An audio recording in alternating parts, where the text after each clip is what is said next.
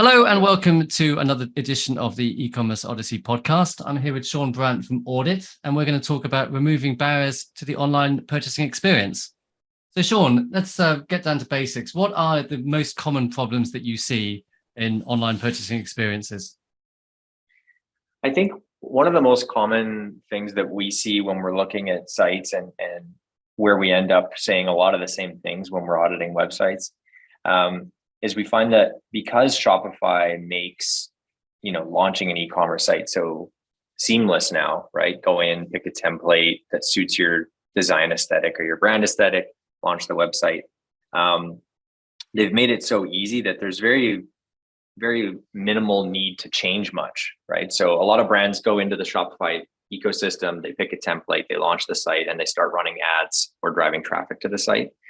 And the assumption by a lot of brands is that because it's, Shopify, this is their bread and butter, this is what they do every day.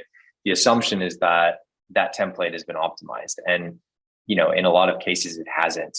Shopify does not have a team focused on these types of things. They don't tell you how these themes convert in the back end. They don't really tell you much of anything about that side of the business. And so a lot of brands don't really have an eye on that or how that's going to affect their sales. So most of the problems that we're looking at is augmenting Shopify themes to remove those barriers or just communicate more clearly, right? A lot of these themes are designed to be aesthetically pleasing, but the experience hurts because of that, right? So they're very minimalist and clean and beautiful, but they lack certain information or interactions that you need to have, a clear purchase experience. Okay, because obviously the templates are designed. They're not designed by Shopify themselves. They're done by third-party designers. How would you go about? Presumably, you want to start off with a template which can, choose the best converting template to begin with. How would you go about doing that to get a good grounding point? Yeah. I think that there is a lot of brands out there that kind of hang their hat on that claim that like it's the highest converting Shopify template. And so there's a few out there. You can literally just Google like high converting Shopify themes and you'll find a bunch. And they actually will talk about how their themes convert and what the average is and that kind of thing. I think using those as your base point is a great way to start.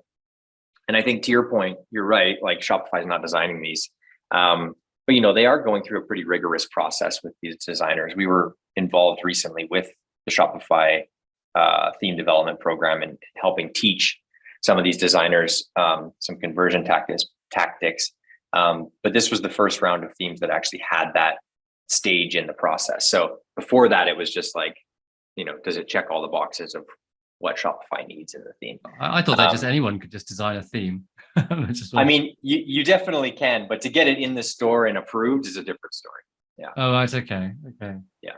So, I also had a thing. I was trying to find the fastest theme, and we looked at some of these themes and we ran it through some, the online speed test, and it didn't seem that the ones that said they were the fastest seemed to be really any faster than the ones that said they weren't the fastest. So, it is hard to tell, I think.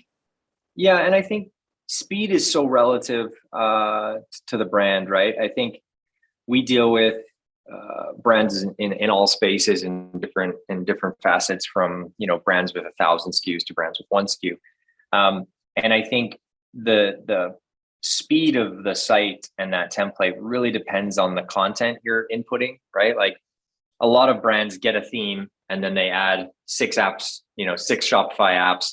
They upload 1,000 images, and it's just instantly just sucks all the life out of the speed of that site. Because none of those things are optimized. So it really depends on all those different triggers within there. If you run a speed test and you look at those first items when it lists like things that are bogging the site down, usually the very top one is, it says unused JavaScript. And all that's saying is the brand owner tried a bunch of applications, right? They installed a subscription app or a reviews platform or whatever, and then they changed and they left it. The old code is just sitting there. They don't use it anymore, but the old code is sitting there. So probably the most common speed issue we see with brands is they try all these applications out and then they don't properly remove them. So that app is still there, bogging the site speed down, and they just never remove it. How is it? Because I thought, because I'm not a developer, right? You can go into, you can install an app and then you can remove the app. Does it not necessarily remove the code? I'm not a developer either, but from my experience, no, right? Like you can disable it, right? It's not on the site, but the code base is still there. Okay, so it can really slow it down. Yeah. Okay, so and you'll see that. Would you see that in the theme? Would you have to go into the theme and see it? Yeah. Okay, so you could go and see the. Okay, that's interesting. So how would you go about it? So how do you know that you have a problem with the site? Or what is first off, so what is good performance? How do you know? What can you benchmark against? Yeah, I think we see everything from when we talk about good performance, a lot of it depends on how much of your traffic is paid, right? We deal with some brands that have a 7-8% conversion rate, which is crazy. But these are brands that have built such an organic following that their traffic is all hot, right? Like it's all people that are looking for them. They didn't come from an ad that they randomly saw and clicked. So their conversion rate can naturally be higher because they've already built trust with the customer, right? The customer's coming in being like, I love this brand. I need to buy this. Like Apple or something like that. Yeah, like most of these, they would have a high conversion rate, but they also have a high AOV. So it probably balances. On the brands that we mostly deal with that are 95% paid traffic, right? They're not organically built. They're just buying traffic and slowly building their brand up over time. The conversion rate, a good conversion rate can be 2%. And that's mostly just because your ad strategies dictate a lot of that, right? How good is the traffic you're getting? How accurate is the traffic to, the user actually wants what you're selling? So when they get to the site, are they clicking through or are they bouncing? So the conversion rate is very, very, highly dictated by your ad strategy and who you're driving to the site in most cases. But I would say the easiest way on the website side to define a good or bad experience is to stop looking at it yourself. I think a lot of brand owners, they get too close to it, right? And they look at their site and they're like, oh, that's great. This makes sense. Everything's perfect. Because they know the product, they know this pricing, they know everything about it. So it's very hard to see issues in an experience or a communication strategy when they know the product so well. So the first thing I recommend people do is just go and run simple user testing. And they don't need to be your demographic. They don't need to be if you're selling female clothing, it doesn't even matter if they're women. We just need to see where a user gets caught up in the experience, right? Where do they stop and hesitate? So if you give them a task, like go from the homepage to checkout on a pair of jeans, for instance, and you just watch that user, like when I say user testing, I mean, this can be your son, your grandma, anyone, or actually usertesting.com, but go in and just see where people get hung up, right? See someone coming fresh to the site and where they get hung up. That'll teach you most of what you need to know. And usually those patterns that you'll see in the issues will arise within 5 tests. So you don't need 1,000 people. You don't need these, like, give it to 5 random people, different ages, doesn't matter. Give it to 5 random people, give them the same task and just see where they all stall, right? They'll all get there eventually, unless you've got a total, mess. They'll get there eventually, but you'll see them get hung up on the same stuff and stall at the same points in most cases. Hey, because I read, was it Rocket Surgery Made Easy? Is that one of the, have you heard of that? No, it's a usability book. I can't remember who it was written by, but I mean, he suggests, the guy who wrote it suggests that you spend half a day a month doing usability testing with people. Do it every month, do it regularly. Yeah, and it's honestly, we a lot of the work we do at Oddit is with brands directly, but a lot of it is with designers, right? My previous life was I owned a product design agency. We had a lot of large clients, a lot of design staff, and we had no background on conversion, no knowledge on conversion. And a lot of what the client wanted had nothing to do with conversion. They wanted to be the nicest website out there and be on brand. And they had all these other metrics that the top management had that none of them were focused on conversion. And so what a lot of our job is going and helping design teams focus on these things, because even the design team that builds these things doesn't look at them. They miss them. So I think it really can be as simple as just having real people go in, test it, and things that you thought were really clear are probably not that clear. Mm-hmm.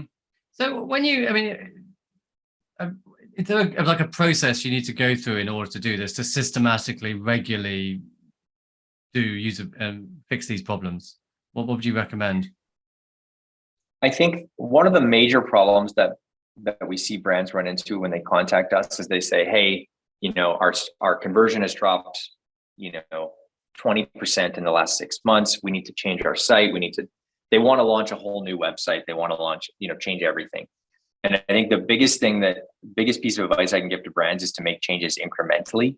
So how I would approach it is do some usability tests, right? Or speak with someone, in the CRO space, or someone that understands, some of the low-hanging fruit that may be causing problems. Put those into a queue, right? And start testing them. So let's say that I came into your site, or you saw an issue from a usability test. Just work at them one by one. So you find one issue, split test it, right? So A/B test the current version with the version that would be updated based on your usability test, or my opinion, for instance, and see what wins. Once you've solved that, move on to the next one. And I think it's really the only way to approach these processes is just step by step, one by one. Doing too many things at once, it's impossible to know what's working and what's not. And that's why we never recommend fully overhauling a website, because if you launch it the next day and the conversion is double, great. But if you launch it the next day and the conversion is half, you have no idea what worked, what increased conversion, and what lowered it, right? So you almost have to revert back to this old theme after all that work. So most of it is just making sure that it's incremental versus, these big bulk changes all at once. So what are these low-hanging fruits of which you speak? If you had to know what are the problems that the traps that people fall into? Speed. What about speed and things like that? I mean, speed is definitely, I would say the absolute lowest hanging fruit is speed.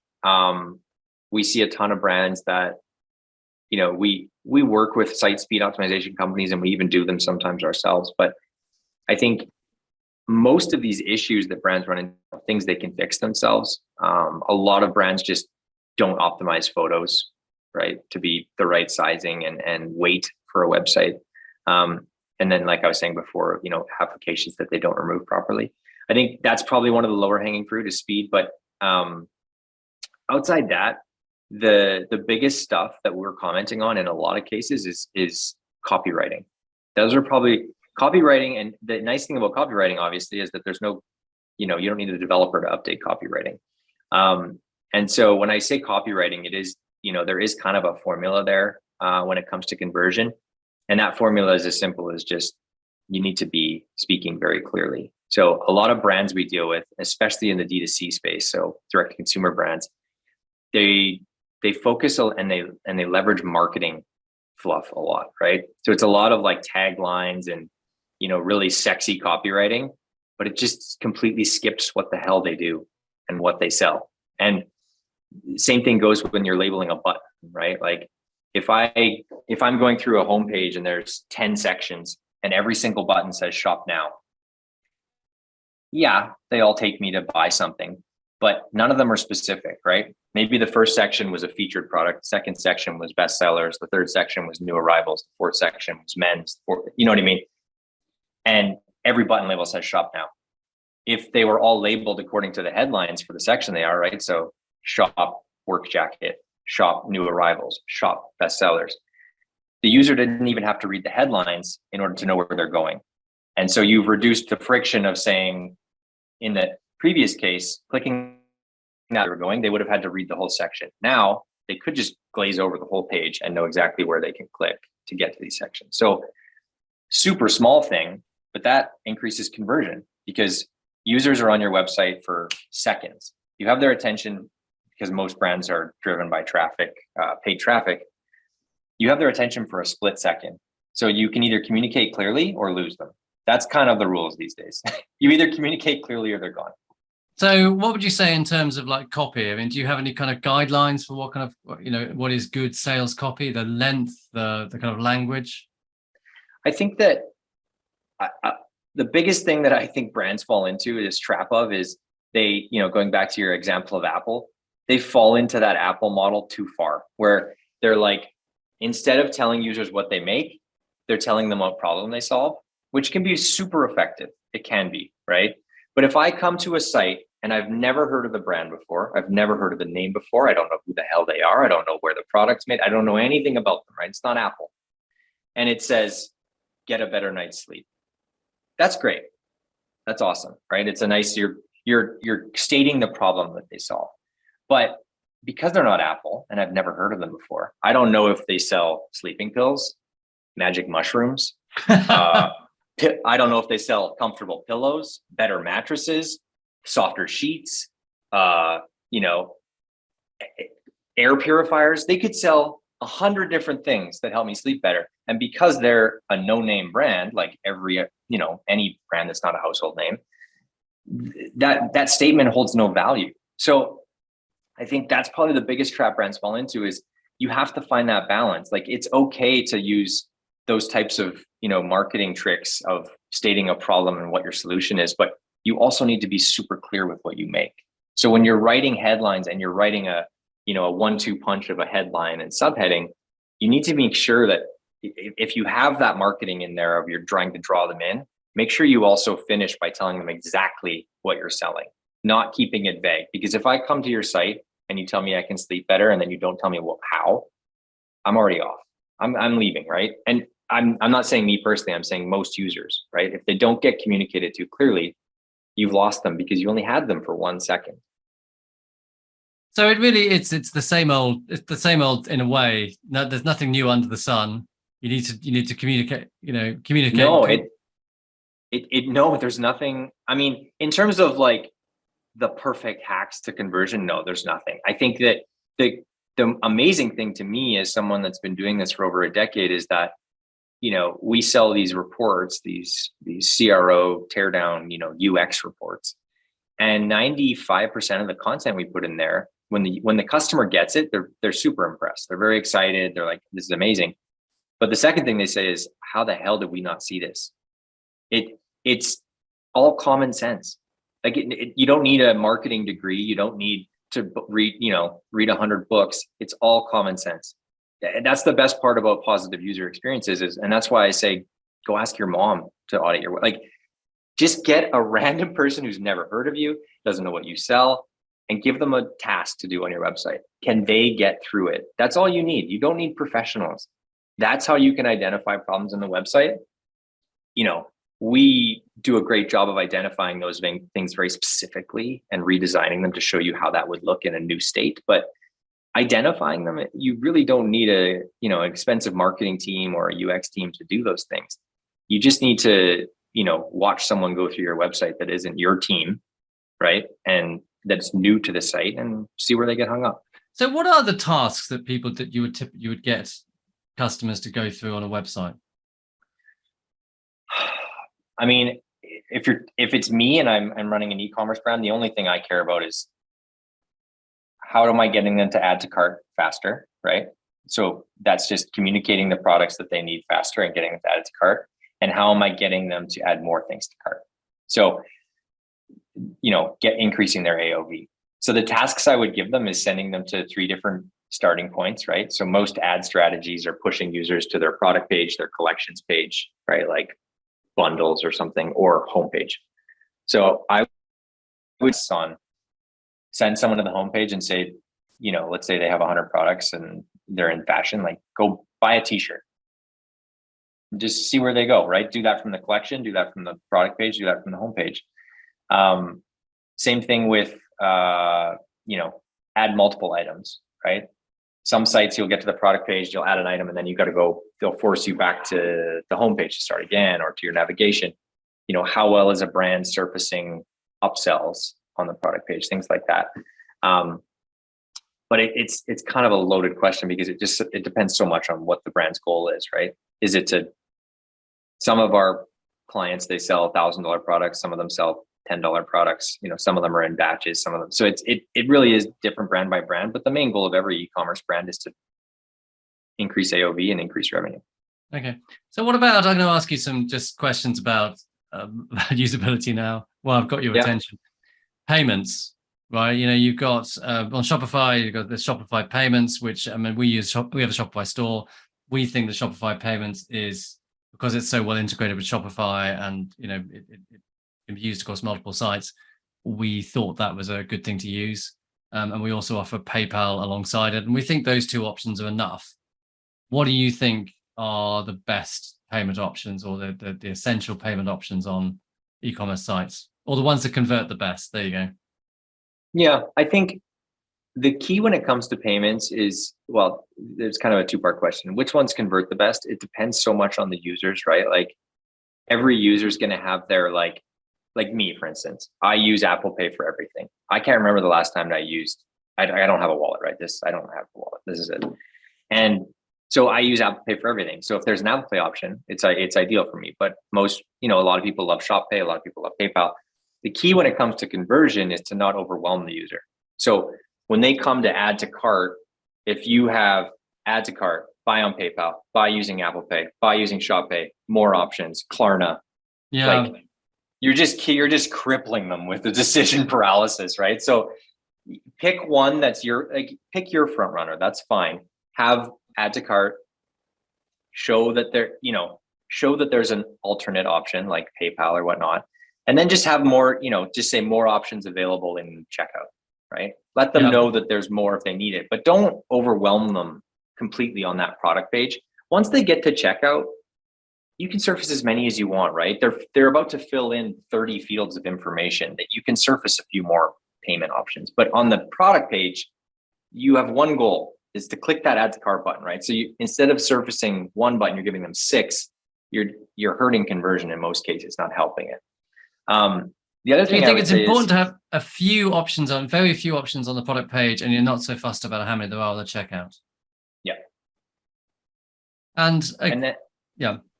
I was just going to say that there's a difference between some of those instant pay options and breaking it into payments. So like Afterpay, Klarna, every country is different which one you can get, but depending on your price point, offering those payment options of like pay, or whatever, those are a huge trigger for conversion. Because you're asking someone to buy $100 item, and mentally now they're buying a $25 item. Okay. So your conversion is going to go up versus PayPal Pay or Apple Pay. You're just giving them another way to use their credit card, right? So it's helpful, but you're not changing the buying experience. Giving them payment options is changing the buying experience. So I would say those to me are more important than the, PayPal. And there are options within those to have payments, but some of the ones that are built for payment structures are much more efficient. So can you see a lot of D2C brands? What is, because I run a kind of a traditional retailer. We sell lots of different other people's brands. I mean, there seems to be, what is the kind of the difference between a D2C brand and a kind of traditional kind of retailer site? What are the different things that they both need to focus on? I mean, for me, the answer, you might not like the answer, but the differences are nothing. I mean, for me, like the things that we call out on D2C brands when we're doing an audit report, they're the same things that I call out on a SaaS product. They're the same things that I would call out on, a band selling tickets. There's no difference. It's either easy to do easy to get through the experience, or it's cumbersome. And the mentality is the exact same in both scenarios. Am I putting up barriers along the way, or am I removing them for the user? Full disclosure, before we started, like Oddit is a CRO brand. I've never done CRO in my life, ever. All I did was I applied UX tactics and UX methodologies of removing barriers and making sure that users have a clear path to a certain goal, and it increases people's conversion. I've never actually, people call Oddit a CRO firm. We've never done CRO in our lives. And we say that to our customers. Like they book calls with us to say, hey, found you out. We looking to hire a CRO agency. And the first thing I say is, we don't do CRO. We fix your user experience, and that increases conversion. Don't get me wrong, but we don't do CRO. And the reason that I position it that way is because it's that same, like I said, we can audit D2C brands. We can audit a retail store. It's the same mentality, right? Right. Okay. If I'm walking through a retail store, am I reducing friction, or am I making it easier to purchase? It's all of the same mentality and methodology, just applied to, an in-person experience versus an online experience. I know that's not a really direct answer. No, that's good. Because it's really, so I've got a last question for you. Obviously, that when I first started doing e-commerce, people were building their own templates, and sites were a lot more different than they are now. I think that the experiences are much more similar. I mean, mainly, I think, really since mobile phones came along and they all had to fit a certain screen sizes. Do you think that usability on the whole has got better, or is there still the same old problems there used to be? It's kind of a mixed bag. I think that overall usability has gotten better, but usability has gotten better, in my opinion, because devices have gotten better. I don't think websites have gotten that much better. They're just, devices make it really easy for people to access things and to go through online experiences on a mobile device, for instance. In terms of like, when you think back to 10 years ago when someone launched a responsive website, the things that were on an e-commerce website in 2010 and the things that are on an e-commerce website now are almost the same. Like, things have been shifted a little bit, but no one's really done much to change that experience. And in my opinion, that's not because it's working. It's just the entire culture of design and UX is built off of, copycat, right? It's someone sees this work, what they think is working, and they just keep, there's just a slow evolution of change. I would say the only major change that's happened in this space in a decade is Safari moving their input field for the URL to the bottom instead of the top, right? And now you start to see websites that have bottom menus instead of a top menu, right? So when you're so I'm more of a Chrome guy, but that's true. They haven't they? Yeah, and I think you're going to see, that's a perfect example of how slow, technology and UX and design is to change. Like, sorry, you can't see my phone because I got this stupid blur thing on, but like, when you imagine where your hands are on a phone when you're using it, like, it's so stupid that a nav would have ever been at the top. Like, why would my navigation ever be at the top of my phone? It'd be like, remember the old iPhones, they had the back button in the bottom middle. Yeah. It's like if Apple would have designed with that button at the top. It makes no sense at all. And that's just kind of proof that these design changes are just grandfathered in designer to designer. They don't make sense. That navigation on a website and, on a browser should have never been at the top. That's how it was on desktop. So that's how it ended up being on mobile. And so many things were just, some guy had to come up with an idea at some point, and that's how they did it. Exactly. Like the gauge of railways. I mean, supposedly the gauge of railways is determined by the gauge of a kind of a coal truck, and that was determined by the gauge of a cart, which is fundamentally about the width of the two horses. Yeah. that's why you end up with it makes any sense or not. I mean, trains are really just the width of two horses, or fundamentally what two horses could pull along. So that's how you get stuck with that. That's how you get stuck with that railway gauge. So like, it's been. I've got one final question for you. I like to ask a fluffy question at the end. What are you nerdy about? What are you into? Read any good books recently? I haven't read any great books recently. I honestly, this last year has been a bit crazy with Oddit, and I haven't had much free time to do anything outside of work. But I'm really nerdy about print and menu design. So I have a really bad like kleptomania habit where I'm at a real menu, like my menu, whatever my menu is, I'll take it, and I have just like this insane collection at home of thousands of print menus.